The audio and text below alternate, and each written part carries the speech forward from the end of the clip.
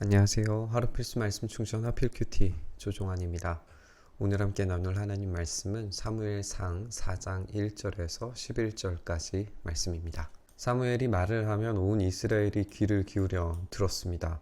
그 무렵에 블레셋 사람이 이스라엘을 치려고 모여들었는데 이스라엘 사람은 블레셋 사람과 싸우려고 나가서 에벤에셀에 진을 쳤고 블레셋 사람은 아벡에 진을 치게 됩니다. 블레셋 사람이 전열을 갖추고 이스라엘 사람을 치니까 치열한 싸움이 벌어졌는데 이스라엘은 이 싸움에서 블레셋에게 졌고 그 벌판에서 죽은 이스라엘 사람은 4,000명쯤 되었다라고 이렇게 기록을 하고 있습니다. 첫 번째 전투에서 패배를 경험을 했어요. 이 패배의 결과 그리고 패배의 원인이 어디에 있었는지 이스라엘 백성들이 제대로 파악하고 그것을 돌이키는 작업들이 필요했을 겁니다. 이것이 이제 사사 시대 때에 벌어지는 그런 순환의 과정이었어요. 그러니까 이 원수들에게 패배해서 그것을 제대로 된 하나님의 그 다스리심과 통치 안으로 들어가기 위해서는 사사가 필요했고 하나님의 말씀 앞에 나아가야 했고 그렇게 돌이킴이 필요했습니다. 근데 지금 이 상황에서 패배했잖아요. 이스라엘 사람들이 사무엘의 말씀을 듣기 시작을 했음에도 불구하고 지금 상황이 패배로 끝났단 말이에요. 그렇다면 이 이스라엘 이 패잔병들이 해야 하는 일들이 무엇이었을까 우리가 한번 생각을 해봐야 할 것 같아요.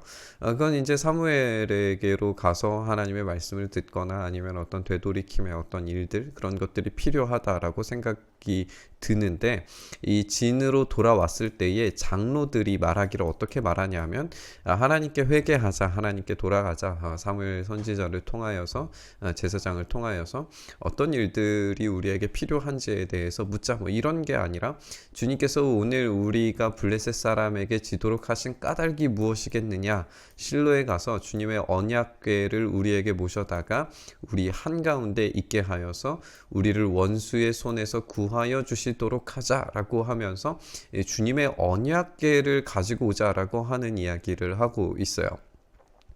물론 이 주님의 언약궤라고 하는 것이 하나님의 임재의 상징이었기 때문에 하나님께서 전쟁에 지금 임재하시면 들어오시면 승리는 당연한 것이다 라고 그렇게 생각을 했겠지만 사실상 이들의 말 속에 숨겨진 뜻 자체가 하나님을 도구화시키는 것으로 우리가 이해할 수가 있습니다.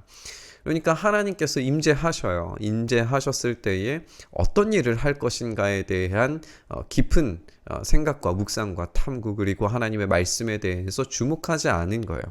하나님은 그 시대에 침묵하신 것처럼 느껴지지만 여전히 이 사무엘에게 지금 말씀하고 계셨고 사무엘을 통하여서 지금 말씀하고 계시는 것을 이스라엘 사람들이 듣고 있단 말이에요.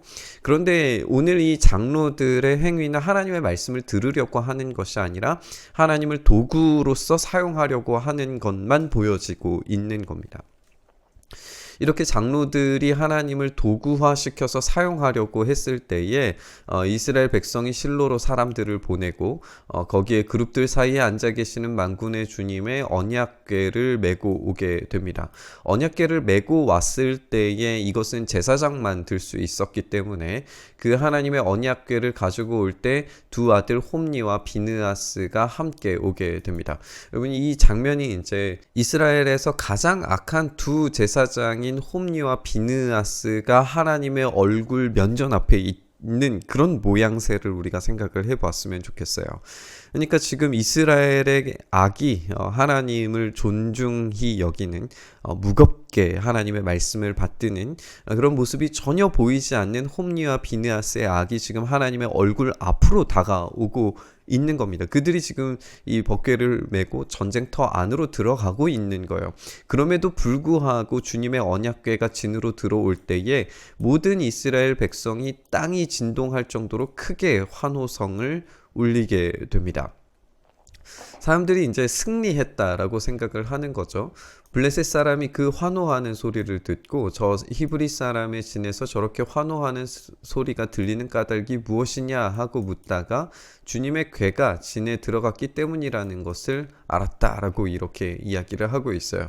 이제 우리가 이 본문에 등장하는 이스라엘의 진영은 에베네셀에 있고 이제 블레셋 진영은 아벡에 있었다라고 이야기를 하는데 거리가 대략 한 3km 정도가 되거든요. 근데 이 3km 정도나 되는 긴 거리를 뛰어넘을 정도의 이스라엘 백성들의 환호가 들렸다.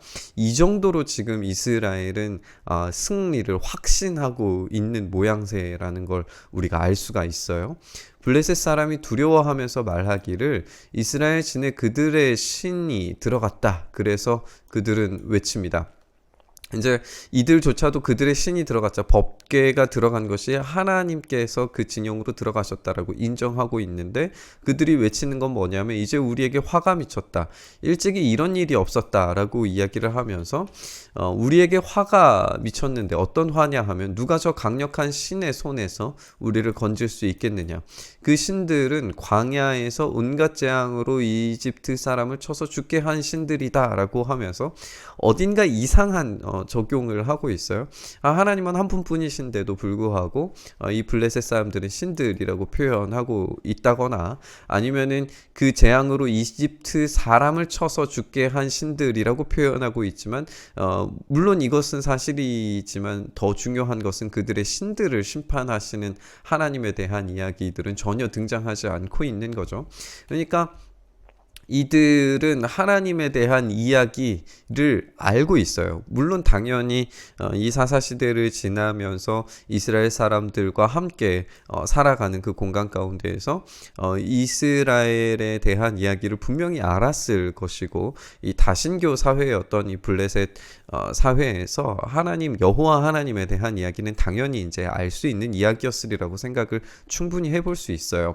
그런데 이런 생각을 가지고 있었기 때문에 이 법궤가 이제 들어왔다라고 하는 것이 이제 승리를 이스라엘에게 가지고 올 것이다라고 하는 그런 생각 때문에 블레셋 사람들에게 스스로 이야기하기를 대장부답게 힘을 내어라. 그렇지 않으면 히브리 사람이 우리의 종이 되었던 것처럼 우리가 그들의 종이 될 것이다. 너희는 대장부답게 가서 싸워라라고 오히려 이제 동기부여하는 모습을 우리가 보게 됩니다.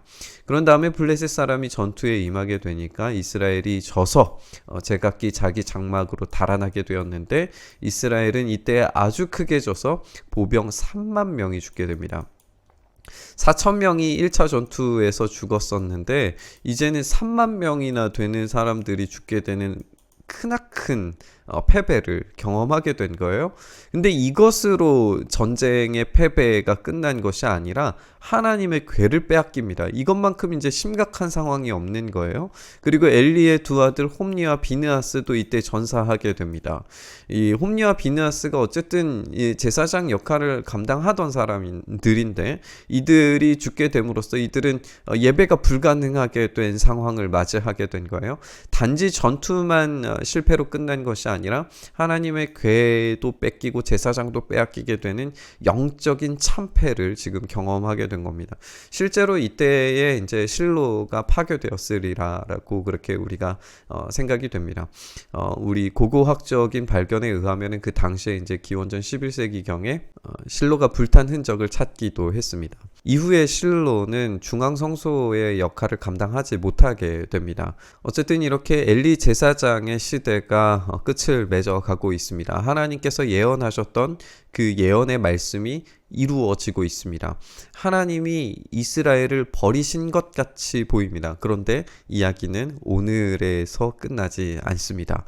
엘리마저도 이제 죽게 되겠지만 그것으로 하나님의 역사가 끝나지 않습니다. 하나님은 여전히 이스라엘을 향한 계획과 일들을 수행하고 계십니다. 법궤가 빼앗겨서 끝이 아니라 그들이 하나님의 말씀을 듣지 않았기 때문에 끝이 난 거였습니다. 오늘 본문에서 이스라엘 백성의 행동과 홈니와 비느하스의 언약궤를 가지고 오는 이런 장면들은 하나님을 전쟁에 도구로 생각하고 있음이 분명해 보입니다.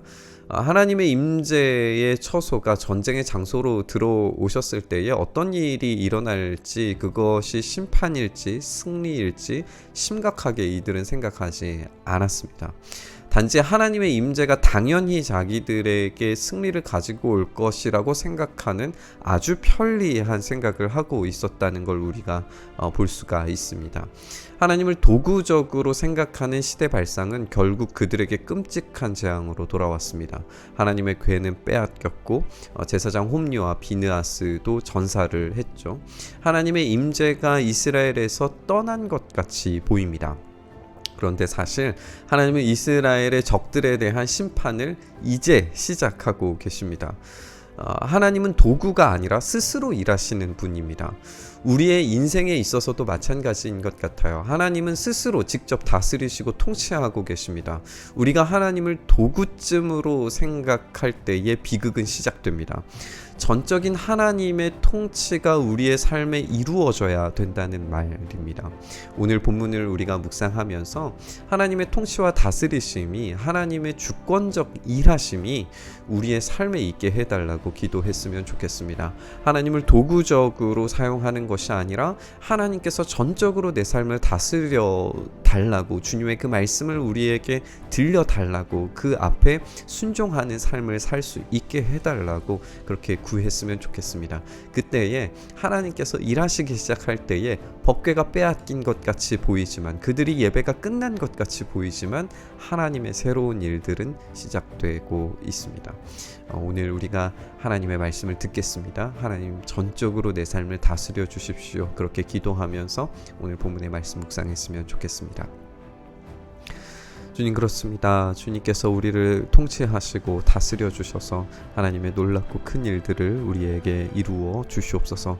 주님, 그 일들을 우리 가운데 행하실 때에 하나님의 놀라운 은혜의 사건들이 우리의 삶에 가득 채워지도록 주여 역사하여 주시옵소서.